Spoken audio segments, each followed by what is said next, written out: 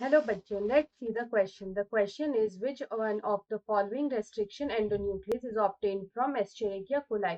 तो यहाँ पे पूछ रहा है कि इनमें से कौन सा restriction endonuclease जो है वो हमें Escherichia coli से मिलता है. Option A is BAM H1, option B is SUA3A1, option C is HIND3 and option D is ECO R1. तो यहाँ पे अगर हम देखें तो हमें यहाँ पे जो इको R1 है, the eco R1 it is found in the colon bacteria, it is found in the colon bacteria E coli.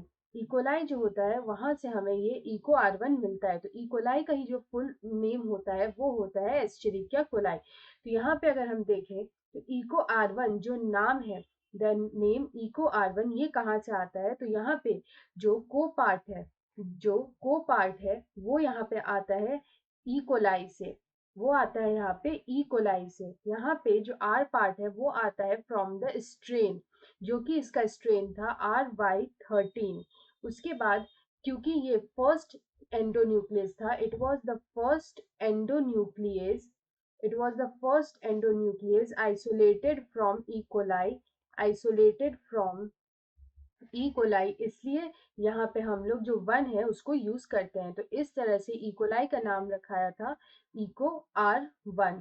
तो यहाँ पे इस क्वेश्चन का अगर करेक्ट आंसर देखें तो हमसे सिर्फ इतना ही पूछा है कि रेस्ट्रिक्शन एंडोन्यूक्लियस इको R1 जो है वो किससे यहाँ पे ऑब्टेन हुआ है.